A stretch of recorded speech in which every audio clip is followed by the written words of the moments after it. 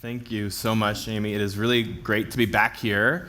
As she said, I was here about a dozen years ago, and I don't expect any of you to remember that, both because some of you weren't here then, but also because I'm sure it wasn't such a memorable sermon that you have thought about it every day for 12 years. But I do remember it, in part because, as Amy said, I had my first book come out. It was on this theme of thinking biblically about issues of immigration. And I'm not sure of this, but I think that was probably the first Sunday morning sermon that I ever delivered in my life. I don't know if they knew that when they asked me to come. But in the last dozen years, I've given some version of that sermon in probably 100 or more churches around the country. And that's kind of my standard sermon, and I could probably do it in my sleep at this point. But a few years back, it was just before COVID, I was asked to speak at a church in Southern California, and so I said, sure, I'd be happy to do that. And I maybe should have asked more questions, but I presumed I would be doing my stock sermon, and I didn't prepare anything for it. And then about a week before, they sent me an email and said, we're really excited to have you, and our sermon series is going through this particular theme, and we would like you to preach on Matthew chapter 26. And particularly on the verse 11, Matthew 26:11, where Jesus says, the poor you will always have with you. And to be very honest, if I can be a little vulnerable, my first reaction reading that email was, I hate that verse. Which felt a little unholy because this is the word of God and the words of Jesus, and I probably shouldn't hate any part of the Bible. But if I could speak the way I teach my children to speak, I might say it's not my favorite verse. It's maybe my least favorite verse. Of course, my problem isn't necessarily with Jesus' words themselves, which just face value are pretty much true. Like, there were poor people when Jesus said that, and there are still poor people, and there probably will still be poor people tomorrow. But what I would see is maybe a misinterpretation or misapplication of that statement, that the poor you will always have with you. Because, as you heard from Amy, I've worked for my whole career at World Relief. If you're not familiar with World Relief, we're a Christian ministry started almost 80 years ago by the National Association of Evangelicals. And we work in countries around the world and here in the U.S. with a mission statement of empowering the local church to serve the most vulnerable. So these issues of poverty, issues of migration, issues of injustice are very central to what we are as an organization. And so I probably take it a little bit sensitively when people might use these words of Jesus to imply that, well, the poor you always have with you, so don't waste your time on that. It's sort of used to justify an ambivalence toward the poor and the marginalized, or to imply that it is futile to even try to address issues of poverty, since Jesus told us the poor would always be with us. Or maybe from those who've actually read the whole passage, a little bit more careful exposition, they would say, our attention and our resources should really be exclusively on worship and spiritual concerns, on honoring Jesus, and not on caring for the physical needs of the vulnerable. So, is that the right interpretation? Is that what this verse means? I want to look a little more in detail at this passage, and I won't reread the text that we just had read for us, but most of you have probably encountered this story at some point. The basic point is Jesus praises this woman for honoring him by anointing him with this expensive perfume. And then he responds to this critique from some of the disciples who say, no, you should have used that to care for the poor. Now, it's notable, Jesus doesn't ever say the poor don't matter. But what he is saying is that these individuals who were physically present with him in this particular moment had this unique, fleeting opportunity to honor him in this extravagant way. And this woman made a good decision to do so. Because, of course, this is Matthew chapter 26. Within just a few pages, later in that chapter, we're at the Last Supper. And then it's the crucifixion of Jesus, and then the resurrection and the ascension into heaven. There would not be much time to physically, tangibly honor Jesus in the way that this woman did. And she made the right choice. But what about that question about the poor? Well, there's a few other places in the scriptures that can help guide us in how we think about this. This particular story or version of it appears in other Gospels as well. And we get one hint from the Gospel of Mark. In Mark chapter 14, verse 7, we get this additional, maybe an extended cut of Jesus' comments. In Mark 14:7, Jesus says, the poor you will always have with you, and you can help them anytime you want, but you will not always have me. So it's pretty clear that Jesus is acknowledging the persistence of poverty and saying, and you should care for the poor. But in this moment, this woman made a good choice because I won't always be here. Or another angle on the story is in the Gospel of John, chapter 12, where we learn another detail. It tells us in Matthew that the disciples were upset about this. There was at least one particular disciple who was upset, and that was Judas. And we see that in John chapter 12. But we also learn that the motivation for Judas's concern wasn't actually his deep concern for the poor. His concern was that Judas had this habit of, he was sort of the treasurer among the disciples, and he would take some of the money out of the collective purse. So when Judas is criticizing Jesus' action, it wasn't out of a concern for the poor. It was out of his own financial interests. And I think we want to be very careful as we look at Jesus' words not to replicate Judas' model in raising a concern disingenuously. Because most of the time when we say, the poor you'll always have with you, Jesus said, so we shouldn't be focused on caring for the poor, it's not because we're so focused on using our resources to honor Jesus. It's because we want to keep some of that money for ourselves to do other things. And in that way, we could unintentionally actually follow Judas's path. One other piece of context that's really important when we read this story in Matthew 26 is, in my Bible at least, there's a little footnote after that passage in Matthew 26:11, where Jesus says, the poor you will always have with you. And it tells us to go see Deuteronomy chapter 15, verse 11. You see, Jesus, these were his words, but he was citing back to a part of the law that God had given to the people of Israel. And it gives us even more context here. And this is a different Bible translation, so slightly different words, but it says, for there will never cease to be poor in the land. Therefore, I command you, you shall open wide your hand to your brother, to the needy and to the poor in your land. So in the context, Jesus is citing back to a passage that his listeners would have recognized, where the point is, yes, poverty is persistent. The poor will always be with you in your land, and not so you don't have to worry about this, and therefore you will always have to be concerned about the poor. You will have to be open-handed and generous. And that's, of course, very consistent with the rest of the biblical witness on how we're taught to think about poverty, about the poor, the vulnerable, the marginalized. I won't go through every one of those verses in the Old and New Testaments because we've got about 20 minutes left, not a semester. But there's a lot we could go through there. But just to highlight a few themes, one is in the books of the law in Leviticus chapter 19. And God tells the people of Israel, he sets up a legal code, a system to ensure that the needs of these vulnerable groups of people could be provided for. And he ends that saying, do not go over your vineyard a second time, or pick up the grapes that have fallen. Leave them for the poor and the foreigner. I am the Lord your God. There was this gleaning system. So God tells, in an agrarian society where most people relied upon the land and agriculture for their sustenance, God kept in mind the people who, because they're poor, they're marginalized, they're widows, they're orphans, they're foreigners coming into Israel, weren't likely to be landowners and weren't likely to have access to those means of providing for their most basic needs.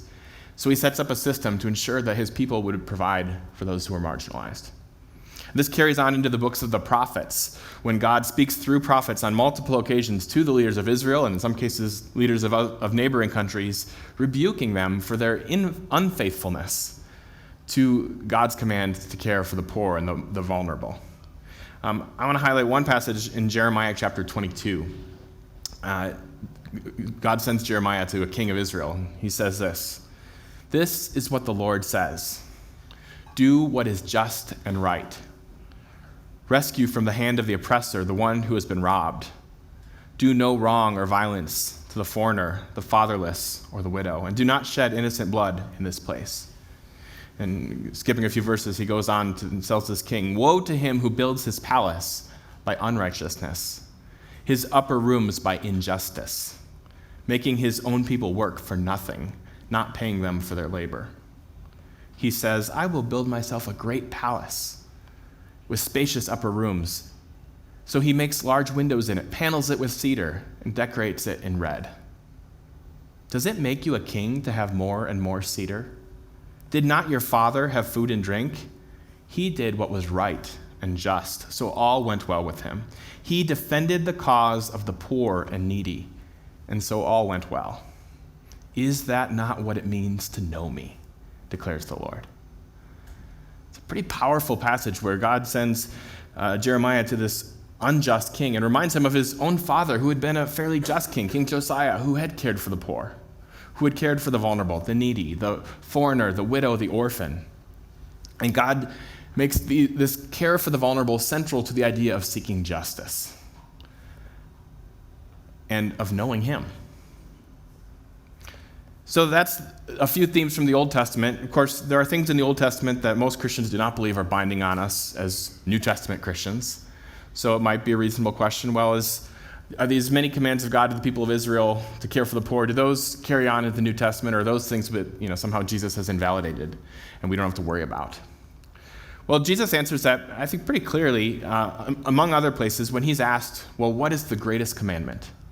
And Jesus refers back to the books of the law, to the command to love God with all your heart, soul, mind, and strength, and the command from Leviticus chapter 19 to love your neighbor as yourself.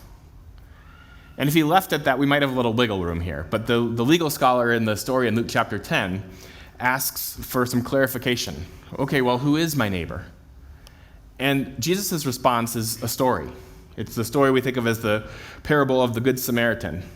And most of you probably are familiar with that story, but suffice it to say, Jesus' story makes pretty clear that your neighbor, for all the people it might be, certainly could include a vulnerable traveler of a different ethnicity and a different religious tradition who's in need. Because that's the example that he gives in the Good Samaritan story. And it's pretty clear we don't get the option as Christians to narrowly define who our love for neighbor impacts. It's also worth noting that Jesus doesn't say, love your neighbor with a little asterisk, as long as it's completely safe to do so. In fact, if you think about that story of the Good Samaritan, the Samaritan who stops on the side of a dangerous, crime-ridden road and helps someone to get help is not making the prudent choice from a human perspective. Most of us would probably tell our own loved ones, if you're on a dangerous road late at night, don't stop and linger, get out of there as quickly as you can. Maybe call someone to get help for that person who's in need. But the Samaritan makes a choice that probably wasn't the safest decision. He stops, he puts himself at some risk to help a vulnerable neighbor who's in need. That, I think, was relevant to some of the pushback I know we get at World Relief when we talk about ministering to refugees or other immigrants. In the last few years in particular, we have a lot of questions from people like, well, is it safe to welcome refugees? What if they could be terrorists? Or is it safe to welcome immigrants? What if they crossed the border and brought crime into our communities?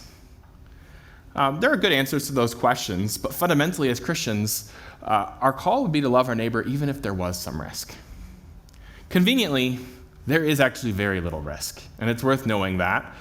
So when we look at refugees and terrorism, refugees are this subclass of all immigrants who are invited to the U.S. by our government because they have been determined to have fled a credible fear of persecution for particular reasons. It's a very small share of the world's refugees who get selected to come to the United States in any given year. And according to the Heritage Foundation and others who've examined this governmental screening process, it is actually the most thorough vetting that our government has for any category of immigrant or visitor who comes into the United States.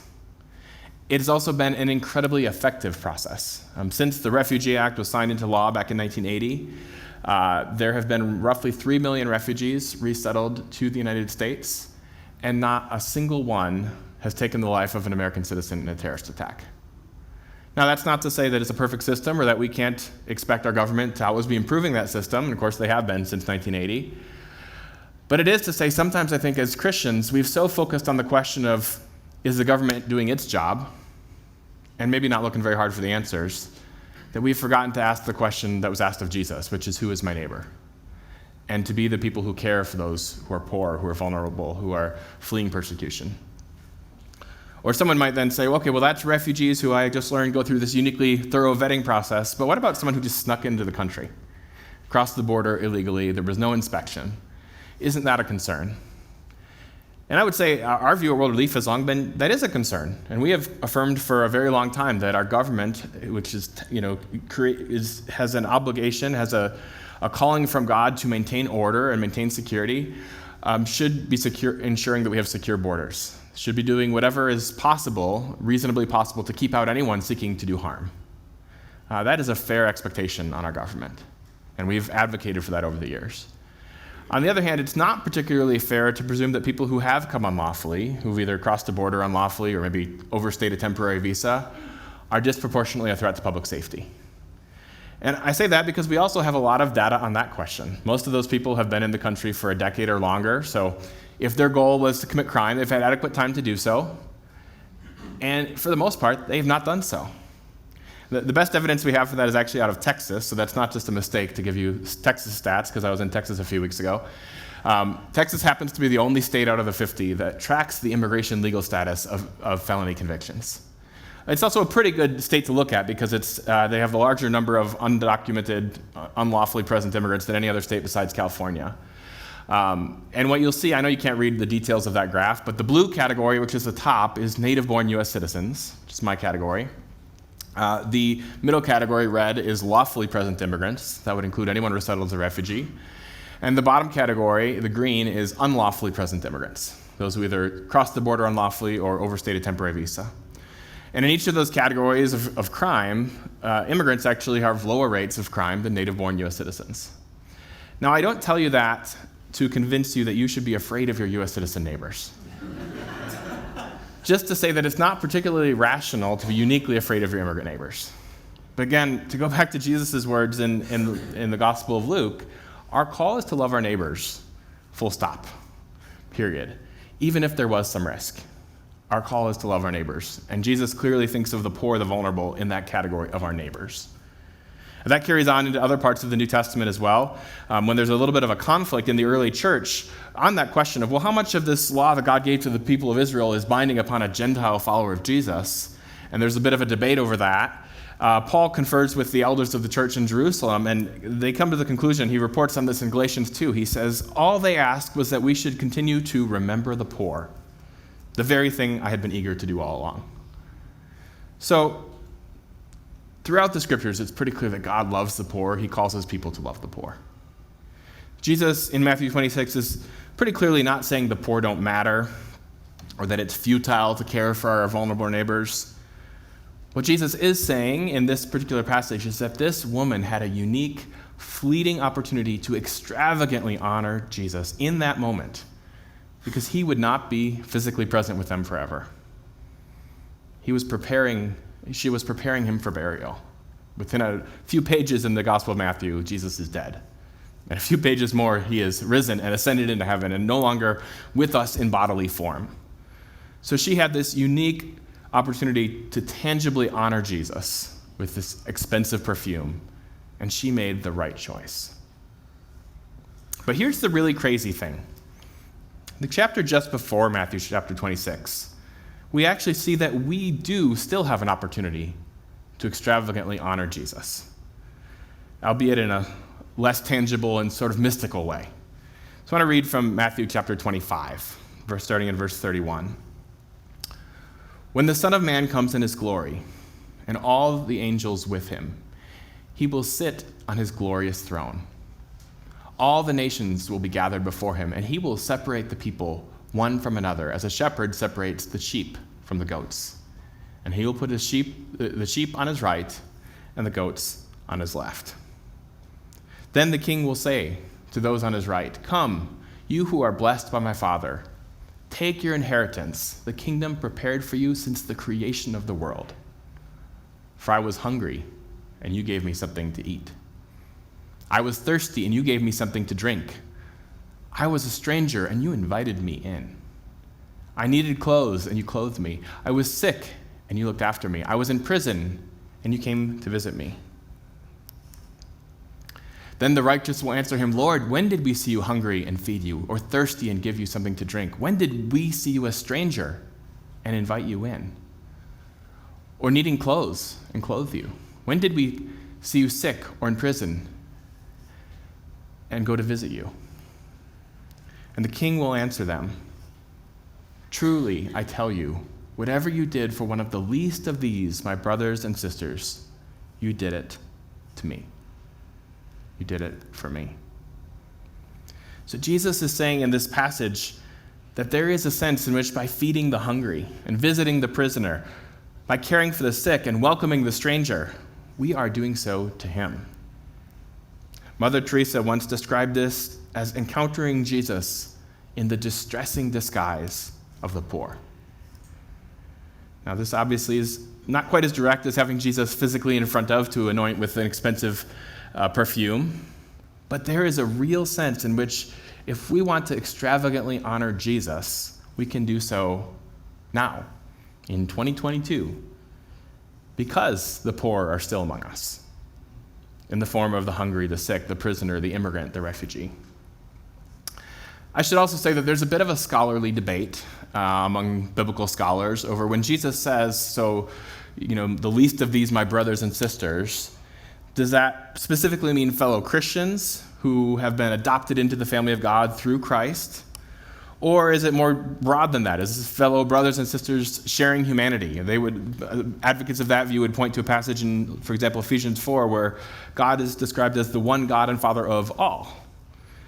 I'm not going to settle that biblical dispute for you this morning. I think there's interesting points on both sides of that debate. But I would say certainly, even if you take the narrower view, this is really about fellow Christians, we can look to other passages like that command to love our neighbors to be clear that we should be concerned about the poor, regardless of whether they share our faith. And also, there are plenty of people in that category of vulnerable brothers and sisters in Christ around the world for whom we can extravagantly show the love of Jesus. So I want to close looking at just a few examples from the work that I get to do at World Relief and my colleagues get to do, focused on what it looks like to love and honor Jesus in that unlikely disguise of the poor. There's a woman named Miriam. Miriam was born in Iran to a nominally Muslim family, but at some point she heard the story of Jesus, and it just captured her imagination, and she wanted to learn more. She became a follower of Jesus. She went off to Turkey to study and be discipled, went back to Iran, where she was trying to share her faith and share the good news of Jesus, which is not legal in Iran. And it got her into very serious trouble. She was imprisoned for about 9 months, interrogated on a daily basis in a notorious prison, threatened. And ultimately, after a lot of prayer and a lot of international advocacy, Miriam was released. And she then fled the country as a refugee to Turkey, and eventually was resettled to the United States under the U.S. Refugee Resettlement Program. And she was met at the airport by staff and some church-based volunteers by World Relief in Atlanta, Georgia. And those volunteers had the opportunity to extravagantly love Miriam, showing her the welcome that they would want to show Jesus himself. Because in a sense, that's exactly what they were doing. I also think it's worth highlighting that one way we show love is by advocating. One of the reasons, in addition to prayer certainly, that Miriam made it out of jail was that there was a lot of Christians in this country and in other countries pressuring their governments to pressure the government of Iran to make sure that she was not held there indefinitely. And that diplomatic pressure eventually was part of why she was released. And one way that we can now fiercely love Jesus in the disguise of the poor and the vulnerable is to advocate for persecuted brothers and sisters who are kept out of the hope of refugee resettlement. For many years, Iranian Christians were able to access safety and permanent refuge in the United States through the Refugee Resettlement Program. As recently as 2016, there was about 2,200 Iranian Christians resettled to the United States in a single year. And then refugee resettlement was almost entirely shut down. By 2018, there was 7 Iranian Christians resettled to the United States. And that's rebounded very slightly, but we're still on track for maybe between 100 and 200, about a 90% decline still from where we were just in 2016, just from that particular country. If you look at persecuted Christians from other parts of the world, there's similar trends, declines of 90 to 95% from many countries where Christians are facing very severe persecution. Another example is my colleague Abiat.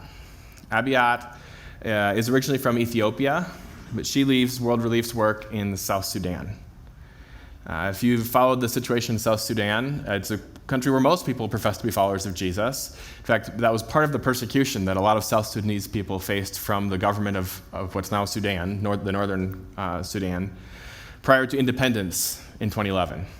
So South Sudan is actually the world's newest country. It's also the world's poorest country. And there's ongoing violence between different tribal groups and incredible poverty and malnutrition. In fact, there's about 1.4 million children facing acute malnutrition in South Sudan. about 300,000 of whom are deemed to be at risk of starvation. Hundreds of thousands of South Sudanese people have been displaced by the violence, including about 100,000 who have fled their homes to live in an internationally protected camp setting called Bentu. And in that camp in Bentu, and in lots of other parts of South Sudan, Abiat and her team, about 97% of whom are South Sudanese, are one of the primary healthcare providers, working to care for these incredibly vulnerable people in one of the most vulnerable countries in the world, making sure that they have healthcare and adequate nutrition. And in caring for the sick and providing food for the hungry, Abiat and her team and the local churches that they partner with are actually caring for Jesus. A third example, Evelyn Mangum was a missionary kid in what's now Syria and Jordan. She came back to the United States to go to college, met her husband, Grady, and they went together back to the mission field. They went to Vietnam in the 1940s. And they served there, working with planting local churches and serving local churches for about 20 years. And they came back to the US for a season, and they were in the United States in 1975 when Saigon fell. And in a situation that actually has a lot of historical parallels to what happened in Kabul, Afghanistan just a few months ago, where you had large numbers of people who'd been associated with the US side in a military conflict who were suddenly at incredible risk and had to flee. And Evelyn and Grady, sitting in upstate in New York State, were receiving desperate phone calls and telegrams and letters from people whom they had known in Vietnam, basically pleading with them to help them get out and get to safety. And Evelyn and Grady did everything they could to get these Vietnamese refugees to the United States, working with the US government and calling on basically every church that they'd ever worked with to support them as missionaries. When they ran out of churches in their own denomination, they went through the directory of the National Association of Evangelicals and just called random churches in various cities and said, "Can you help these families?" They ended up resettling about 10,000 refugees in a single year. And then in 1979, they brought this effort under the auspices of World Relief, which was the NAE's humanitarian arm. And they led that program for the first decade of its existence. Since 1979, the program that they created has resettled more than 300,000 refugees. A few years back, I had the opportunity to interview Evelyn. At the time, she was in her 90s and living in Florida. And this was 2015 or 2016 probably, at a time when refugee resettlement had become very controversial among American Christians. And I asked her, what would you advise the church in the US? What would you say to them right now? And she came back to me with the words of Matthew 25. She says, well, respond to what Jesus said, that's all. I was hungry, you gave me something to eat. I was thirsty, you gave me something to drink. I was a stranger, and you welcomed me. A refugee, and you welcomed me. Well, Evelyn died last fall, one day away from her 99th birthday, and I had the privilege of being at her funeral. The Apostle Paul tells us that to be absent from this body is to be present with the Lord, which means that Evelyn now has the opportunity to praise Jesus directly in his presence, just as she did for decades by serving the least of these. Last story. A few years back, there was a Mexican pastor. His name was Pastor Jose Antonio. This was 2016, and there was a situation in Tijuana where he was pastoring at this little Baptist church. A lot of people, particularly from Haiti, had been coming to the U.S.-Mexico border seeking asylum. Seeking asylum is under U.S. law when you basically claim to meet the definition of a refugee. You say, I'm fleeing a credible fear of persecution on account of one of these reasons, but you're not designated in your home country or abroad. You get to the United States and make that claim. And only if you can prove that, under the law, are you allowed to stay. Well, a large number of Haitians showed up at the Tijuana border, and the U.S. government began a process of telling people, you're going to need to go and wait back in Mexico for a chance to apply, which was a change in policy. And that policy has since been expanded on a large scale. But these people were stuck in Tijuana with no place to go. So Pastor Jose said, well, we could convert our church sanctuary. It's a building not that different than this. They basically moved the chairs aside for most of the week and put out cots and sleeping bags. And as this situation lasted not for days and weeks, but months, they started building bunk beds. And soon it wasn't just people from Haiti, it was people from Central America, even some people from Africa and the Middle East. And they did this for years. And then COVID happened. And the US government said, well, for public health reasons, we have to basically turn off our asylum system. We can't process asylum claims anymore. That's a policy, by the way, that's still being enforced for many people, well more than 2 years into the COVID pandemic.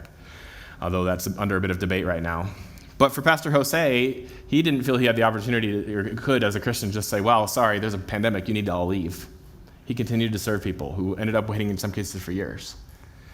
And late in 2020, Pastor Jose caught COVID, and he passed away. And his wife is continuing that ministry in this little church in Tijuana with some support from World Relief. But Pastor Jose knew what it meant to love his neighbors. He knew that poverty is persistent, that the poor would always be with you, which meant that there would always be people fleeing situations of extreme poverty and violence and oppression and persecution and looking for an opportunity in a place with more resources and more hope for safety. And he resolved to be open-handed to his brothers and sisters in need.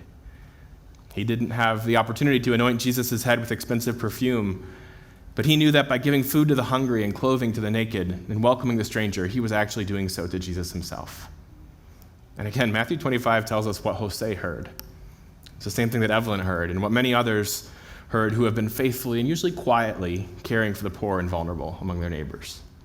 Come, you who are blessed by my Father, take your inheritance, the kingdom prepared for you since the creation of the world. So I want to close with that challenge to feed the hungry, to visit the prisoner, to welcome the stranger, to stand with the vulnerable, whether that's someone here in Bend or someone halfway around the world. There's lots of practical ways to do so.